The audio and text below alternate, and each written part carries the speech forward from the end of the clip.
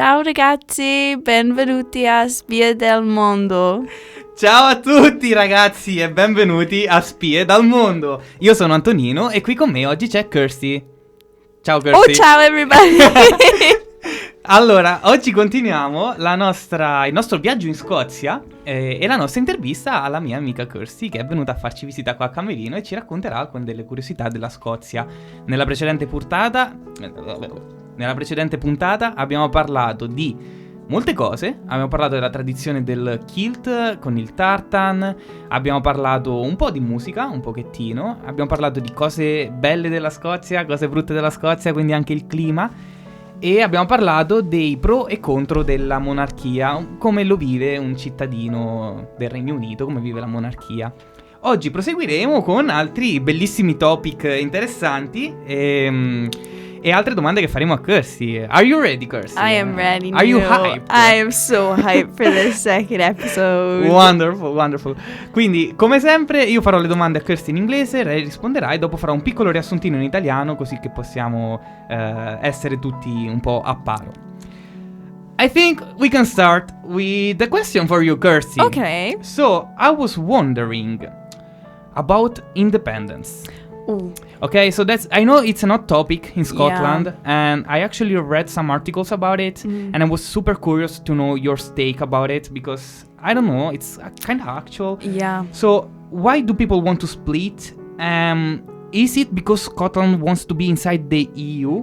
Well, what do you think? And, like, in the end, can you give us a general frame? Why is the United Kingdom not united in culture? Okay, so I think like the culture thing comes first. So I think the big problem with independence is that every single country that's a part of the United Kingdom already had its own culture and its own way of life before it came together as one nation. So I think that's why there's always this urge for people to split apart, because, you know, the four countries part of the United Kingdom had its own culture, had their own culture before they were, you know, before they came together to become a stronger power. So, of course, being the United Kingdom makes us all stronger, but at the same time, no one wants to lose their culture and no one wants to lose their independence. So everybody wants both. They want to be strong, but they want to be independent. And it just can't work like that sometimes. The reasons for Scottish independence has changed over the many years. So prior to Brexit, Scotland had a referendum and they just lost independence by like 5%. So we were almost nearly independent before Brexit, which I think would have saved us a lot, because when it came to Brexit, all of Scotland voted to stay in the EU. And then this made Scotland even more annoyed. And I think this is what made everybody want independence. So if they had the referendum just after Brexit, I think Scotland would have been independent by now, because this made everyone realise that Scotland has its own wishes and its own wants, but we're never listened to by Parliament because we're quite small. So England is the bigger country, it's always going to have the final say. And with Brexit, even though the whole country voted to stay in the EU, we didn't have enough people in the country to have our way. So this annoyed everyone, so everybody wanted independence. But then COVID happened and our country became really vulnerable again, and we realised that we couldn't get our way out of COVID on our own. Like, we needed help from England. We all needed to be together in order to get out of COVID. So then when we had the second referendum, which was like a month ago, Nicola Sturgeon, our Prime Minister, went to England and said, can we have a second referendum? And England said, no, you can't, because right now we're all really vulnerable. We need to stick together, which is understandable. And I think if we did get a second referendum, I don't think we'd go independent right now, because we all need to try and work together to get out of the mess that COVID's caused. But if there was, you know, a green card, like a golden ticket saying, Scotland, you can come back in the EU if you become independent, I think people would want Brexit, because want referendum, because that is what Scotland wants. They want to be part of the EU. But right now, we can't be a part of the EU, but we can be a part of the UK. But if we're not a part of the UK, we're on our own. And if we're on our own, we won't cope because we're quite a small country. So there's a lot to it. I personally think right now independence isn't the right thing to do. But if you spoke to me 2 years ago, I would have been saying that, yeah, we should be independent. That's really, really interesting. Yeah. There is actually a lot going on. Like, I just wanted to mention something, and then you just tell me what you have to say about those somethings. Okay. I'm going to say. Go for it. So, yeah, like the first thing is that you actually have your own parliament. Yes. That's right. Yeah. So you actually have more power than, like, you are kind of independent in some way, are you? In some way, yeah, because so we're governed by the SNP party, which is the Scottish National Party, and we have like had them as our party for the past like so many years because like they're specifically for Scotland. So historically, you know, we've had a Labour majority, so we've been governed by Labour or we've been governed by Conservatives.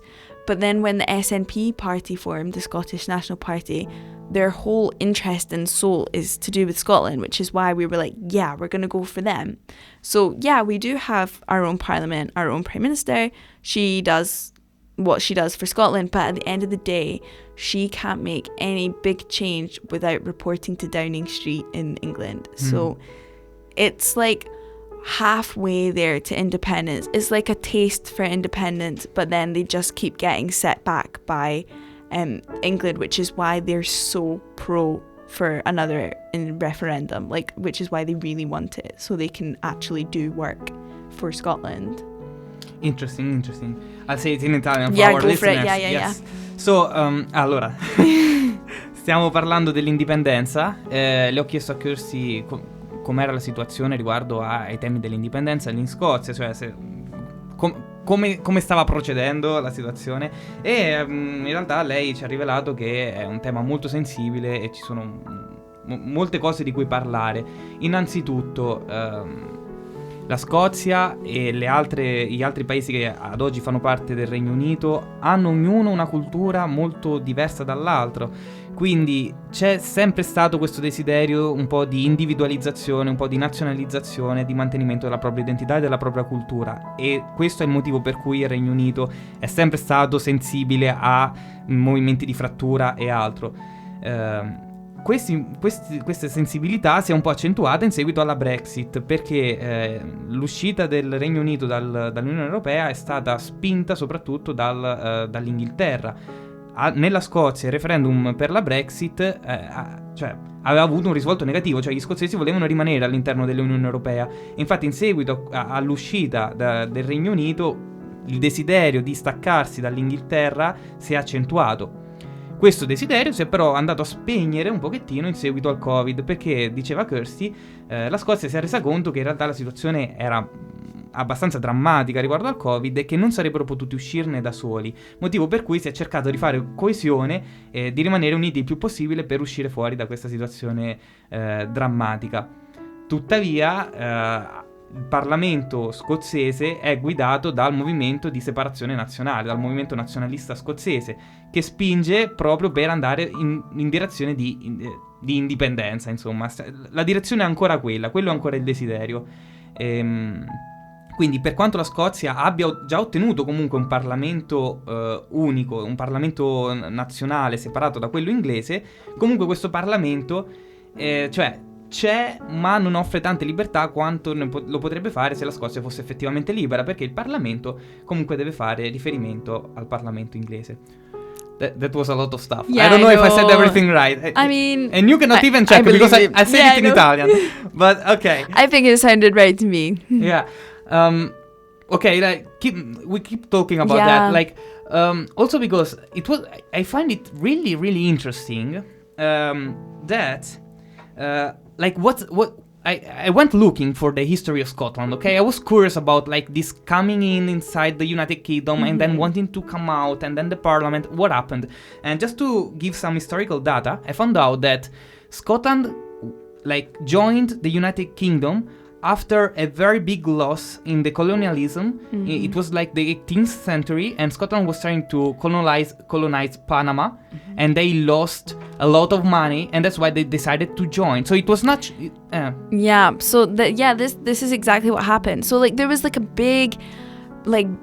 There's always been a big fight, and there's always been England trying to invade Scotland and trying to become rulers. So like you can see it in the history of the kings and the queens. Like someone from England comes, Scotland's then governed by England, and then they go, because England's always tried to try and capture Scotland and take it for itself.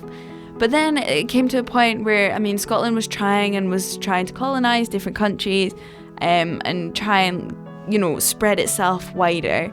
And then it's exactly what you said. They had a huge loss. They lost lots of soldiers. They lost lots of money. And England, for a while, were coming forward with different treaties saying, look, if you sign up to this, like, we can make a deal. But Scotland was like, no, I will not do it. And I think there was a king. We had a king on the throne at this point in Scotland, and he was like, no, I will never do it. And the people of Scotland were like, we'll lose all respect for you if you sign yourself to England, because there's been a war against Scotland and England from beyond time. So the idea of signing a treaty was like, we'll never do it. But then, since they had such a loss, like, they kind of had no other choice. So it wasn't like this born friendship, like, yeah, let's suddenly be friends. So even when the treaty was signed, there was like a lot of killings, like a lot of deaths, because people were really upset, and like people started rebelling in Scotland against the king, because they were like, what are you doing, like, signing us up? So it took time, but then in the end, like, we became stronger. Like, we became a stronger nation, like, being united. And it just kind of shows you sometimes you are better together. Like, when you do unite, you do become stronger. And we went on to do great things. But, you know, it was never like a happy story from the beginning. I bet. Yeah. So apparently, like, it was like joining the UK. It was not a desire of the Scots, but it was just a matter of need. They needed it, and that's why they did it. Like, very interesting. Also, another historical data, I found out that the Scottish Parliament was, what do you call it? Like, established? Established. Yeah. Okay. Established. Yeah, in 1974, after they found oil in the Scottish Sea. Yes. That's also interesting. Like, so Scotland was gaining power, more and more power, and so the United Kingdom had to give something to Scotland to make them happy. I think they were really worried that Scotland would be able to have a sustainable future for itself on its own.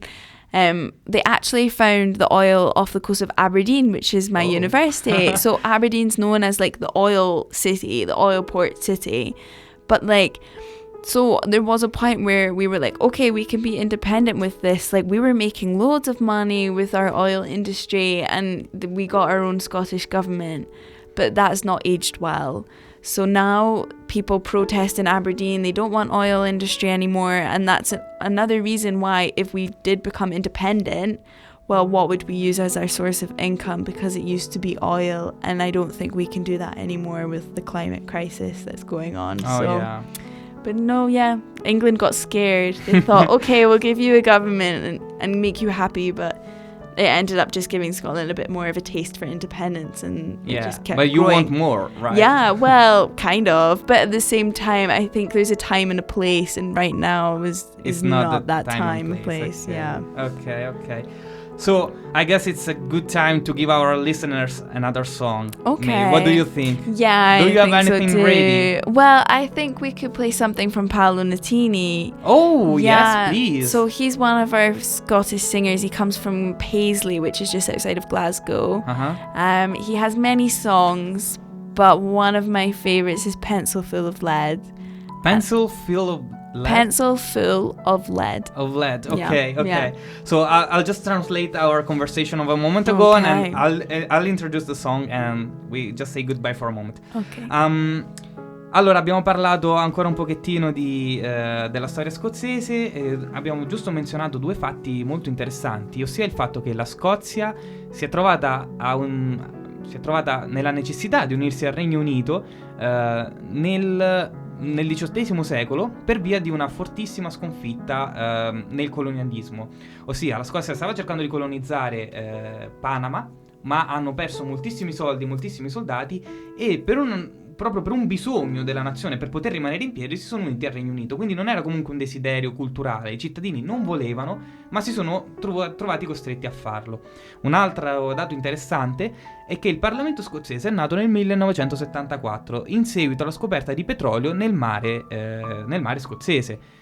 Quindi cosa è successo essenzialmente? Che con questa scoperta la Scozia stava diventando particolarmente potente, ossia stavano per arricchirsi molto, e quindi l'Inghilterra si è spaventata e hanno deciso di concedere un po' più di libertà al popolo scozzese in modo tale che non abbandonassero l'Unione, che non decidessero di tenersi la ricchezza tutta per loro, e quindi hanno istituito questo Parlamento scozzese.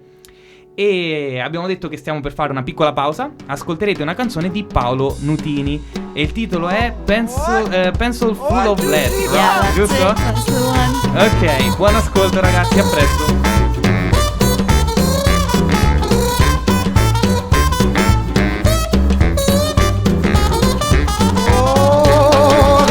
For my bed and a pillow for my head. I got a pencil full of lead and some water for my throat. I got buttons for my coat and sails on my boat. So much more than I needed before. I got money in the meter and a turbo heater. Oh, and now it's getting on the road, so only getting sweeter. I got legs on my chairs and a head for a hair. Potted up pan and some shoes in my feet. I got a shelf full of books and most of my teeth. Few pairs of socks and a door with a lock. I got food in my belly and a license for my telly, and nothing's gonna bring me down.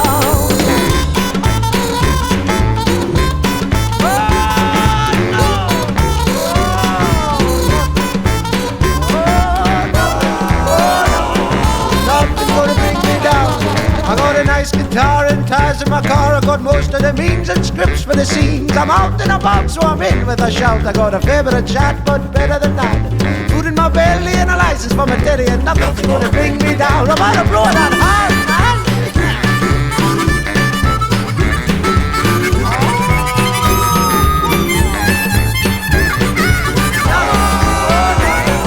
Nothing's gonna bring me down, oh, boys, the best of all.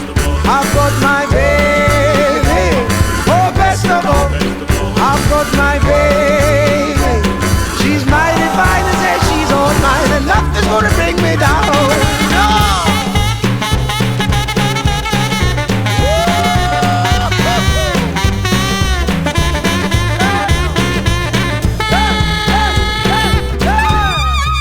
Oh, best of all, I've got my baby. Come on, I've got my baby. She's mighty fine and says she's all mine, and nothing's gonna bring me down. Oh, she's mighty fine and says she's all mine, and nothing's gonna bring me down. She's mighty fine and says she's all mine, and nothing's gonna bring me down. What did it? Ciao ragazzi, bentornati a Spie dal Mondo. You just listened to Paolo Nutini, Pencil Full of Lead. Okay. Pencil Full of Lead.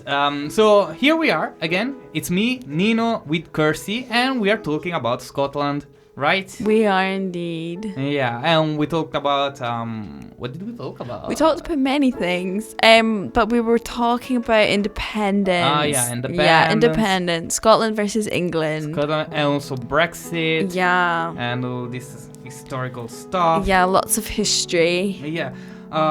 So, like, moving on, I guess there is something more to say about Brexit. Yeah. So, I just wanted to ask you, like, do you actually feel Brexit?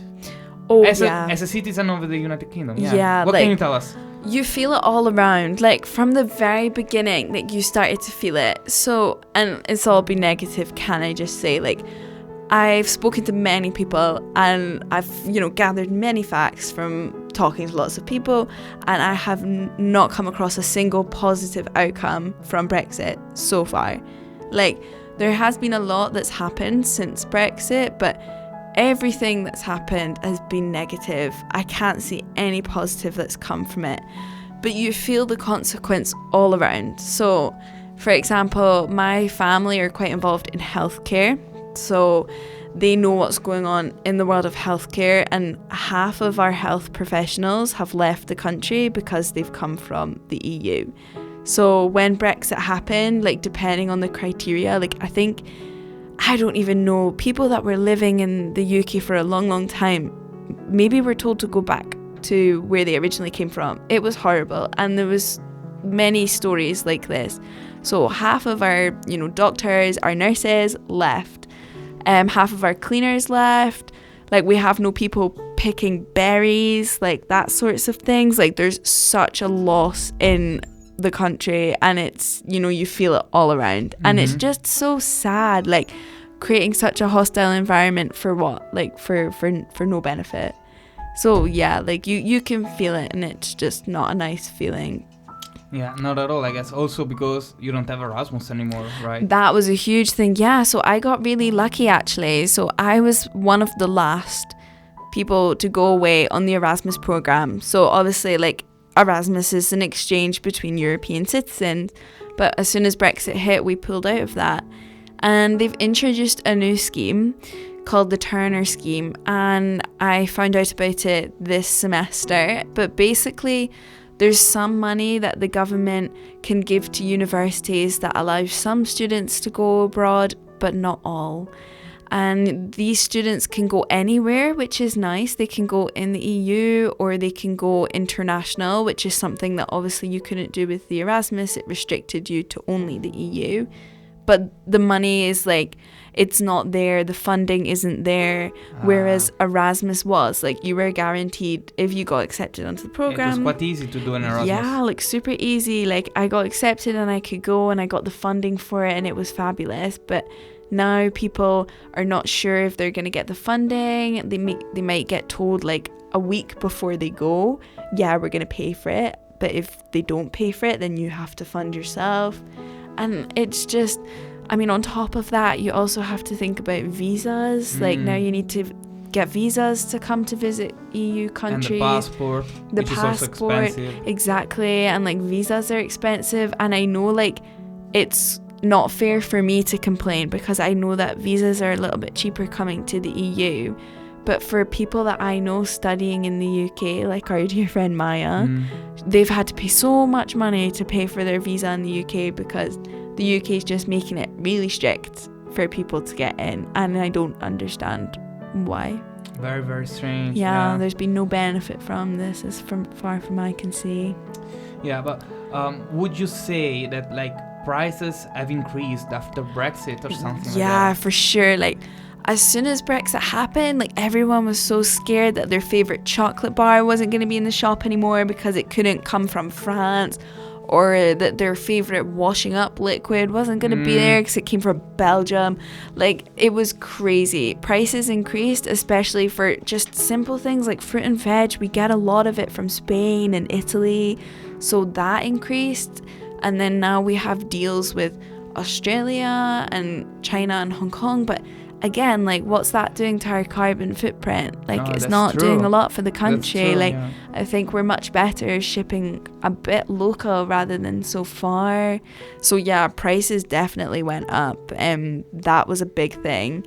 And also we got into a lot of debt, because the EU handles all of the debt as countries. Like, you have different partnerships, different bonds and deals that you just don't think of. Yeah. But obviously, when the UK left the EU, we had to pay a lot of money to the EU to leave. That's true. So that kind of put us in debt, and obviously that's very much shared between Scotland, England, Wales, and Ireland. So each country is now a little bit in debt. And okay, we're now in charge of our own affairs, but that means we're in charge of bills and things like that you didn't have to think of when you were part of the EU. That's true. So there's just lots of money involved, money increasing left, right, and centre.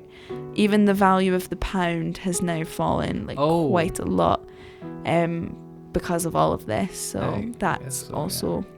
Like, UK is not having a fun time right now. No, not having a fun time. But, like, you can't really sympathise, especially, like, well, Scotland's a bit annoyed because we never voted for it. But, I mean, in England, half of the country voted for this. So it's like, well, tell me one thing that you choose it. Yeah, like, we're not going to have sympathy for you if you chose this. So. Yeah, but, like, how could that happen? Like, could you find at least one good reason for Brexit to happen? Oh, like,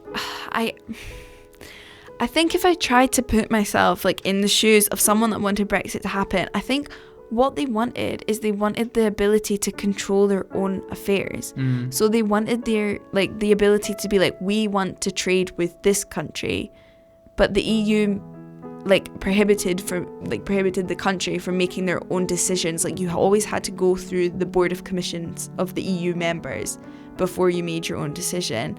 Also, like you were also paying for the EU, so like maybe there was something that was going on in Switzerland, but you would have to pay the price of. And I think the UK just was like, no, like we want to do our own thing, which is so selfish. But like, I think that's where the people wanted, like Brexit came from. Like they wanted to deal with their own things. They wanted to be a selfish nation and have everything like in their own hands. Which is just, it doesn't make any sense, you know, like it's just so silly. It did not happen. Did not happen, and it's just all blowing up in their faces. So I don't know. I don't agree with it. I don't think it's a good thing. And if there's any chance that Scotland can get back in the EU, I hope we take it. Oh, wow. Okay. Yeah. Do you think that's just a general feeling of Scots and like English people in general? I don't know. Or like, do they want to come back? Did they realize it was better before? Or what do you think? What's the general I think that if you did feeling? speak to people down south in England, that they would be like, yeah, we were better before. I personally think that, like, if you spoke to them and you said, like, with everything that's going on, like, wouldn't you rather it be how it was before? I think they'd agree. And obviously, I don't want to victimise everyone in England. Like, the younger generation, as it usually is, are all very much pro being part of the EU because they understand the beneficial relationships that you can have with other countries. Yeah. It's often the older people that have the say, but sadly, like as is with like a lot of countries, there's more older population than there is a younger population, so they have the final say, which is a bit annoying. Yeah, I really realized that. In Italian now for our listeners. I completely forgot we had to translate. Allora abbiamo parlato un pochettino della Brexit. Ho chiesto a Kirsty se lei da cittadina del Regno Unito ha percepito la differenza tra prima e dopo della Brexit, cioè se ci sono state effettivamente delle differenze, e lei ha detto decisamente sì, e non sono differenze positive. Questo è quello che ha detto lei personalmente. Ossia i prezzi sono aumentati, si trovano meno prodotti, molte delle verdure che erano importate da paesi caldi dell'Unione Europea adesso non si trovano più, oppure si trovano a prezzi molto più alti, e in generale sì, i prezzi quindi sono aumentati. Tutto questo in cambio di una libertà di trade con altre nazioni che in realtà è un po' difficile da ottenere, quindi in generale sembrerebbe che le cose non vanno poi così bene, anche perché ricordiamo che la Scozia in realtà non voleva, cioè la Scozia come nazione non voleva che il Regno Unito uscisse dall'Unione Europea. Il referendum ha avuto circa un 60% della popolazione a favore di rimanere nell'Unione Europea, 40% invece voleva uscire, quindi sono stati un po' trascinati dall'Inghilterra e il clima generale non è molto piacevole. Michael, a quanto stiamo col tempo? 26. Oh. I think we are basically. Yeah. Ok. Fai un'altra domanda e non mettiamo la canzone. No, ci siamo. Dai, ok. Ok, Kirsty, okay. Moving on. Moving on. Kirsty, I think our time is almost over. Okay. Almost. I don't know. Is there something you want to tell our listeners? I don't know. Do you have anything like an advertisement for Scotland? Do you want people to come visit you? Yeah, I want them to come visit. I don't know. Okay, why should someone come visit Scotland? Why? I think they should come visit Scotland. Honestly, for the culture. I think our culture is fab. Like, I agree. We have a lot. Like, you have lots of dancing and singing, and we have whiskey and lots of friendly people, you know. I think the best time to come is in summer. If you can get yourself to summer, and if you have a bag full of, I don't know, warm things, because it'll probably still be cold, that's all you need, and you can wear your hiking boots with you, And honestly, just walk around Scotland because you will see so much, and it's so beautiful that time of year. And I think maybe sometimes it's a forgotten place. Yeah. I think a lot of people forget about it, or maybe think it's quite far. But there's so much to see, even though it's actually a little bit small. Like, you know, you'll never get bored of what there is to see. Like, I still haven't seen half of the things that I want to see in Scotland. But I just think it's such a beautiful place to visit, and you will really find some great people and a lot of fun if you do decide to go there in your holidays. I agree with everything you said. Like, especially go on summer. Yeah. Go on summer because at least you can have some sort of predictions about the forecast, the weather forecast or something. I don't know. Also, like, planes are not that expensive. No. With Ryanair, I just spent 20 euros to get there. So exactly. Like, plan your timing right. Like, if you don't want to go like in crazy touristy times, then maybe try go early spring, late August, like, or like late September. And you'll still get some nice weather. Planes are relatively cheap. Like, accommodation's kind of cheap. Just the thing is expensive. The passport. Yeah. Passport like, make sure you have your passport. Like, you do need that for the UK That's now. quite expensive. Yeah, and also take time. If you decide that you want to go to Scotland, like, make sure you have your passport in advance. Yeah. So, before we leave our listeners, I'm just going to ask you 2 more things. Okay. First one, a song to say goodbye to them. Okay. I have one. Okay, cool. Second one, can you say bottle of water for us, for our listeners? I guess they all want to hear you say it. Do I say it now? Yeah. Are you ready? Yeah. Bottle of water. Oh, nice. That's so cool. I love it. Sorry, Kirsty. Only you need to love it. Only you. It was due. I had to hear it. That's so cool. So what's the song? So we're gonna play the Proclaimers. The Proclaimers. Proclaimers. 500 miles. 500 miles. Yeah. Okay. Oh wait, 5,000 miles. 5,000. 5,000 miles. Okay, you know it. I know it. Totally know it. No, you'll know the song when you hear it. Oh, okay. I don't know. Okay. It's a very famous one. The Proclaimers are a very Scottish famous band. They're from Edinburgh, so they're very good. Wonderful. Allora, stiamo per salutare tutti voi nostri ascoltatori. Grazie per averci seguito fino a qui in queste 2 puntate queste prime 2 puntate sulla Scozia, in questa intervista.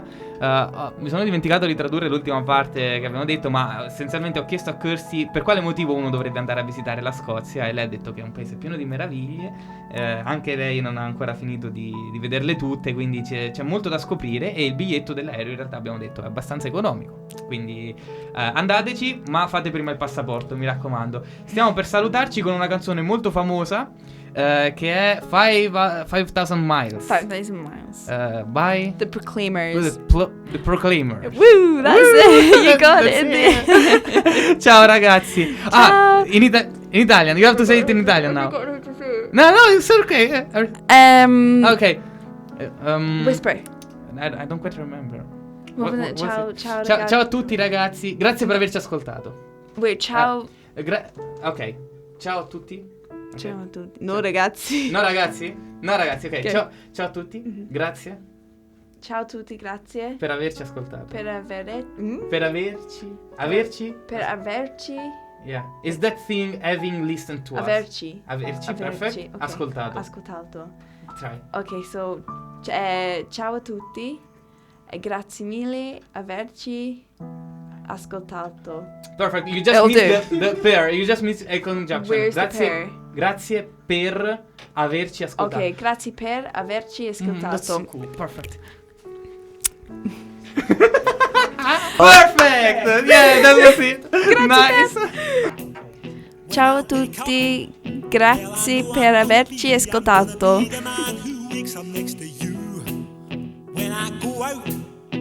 I know I'm gonna be the man who goes along with you.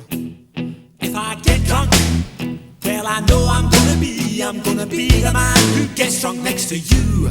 And if I heaver, yeah I know I'm gonna be the man who's heavering to you. But I would walk 500 miles and I would walk 500 more just to be the man who walked 1,000 miles to fall down at your door. When I'm walking, yes I know I'm gonna be gonna be the man who's working hard for you. And when the money comes in for the work I do, I'll pass almost every penny on to you. When I come home, oh, I know I'm gonna be the man who comes back home to you. And if I broke, well, I know I'm gonna be the man who's growing older than you. But I would walk 500 miles and I would walk 500 more just to be a man who walks 1,000 miles to fall down at your door.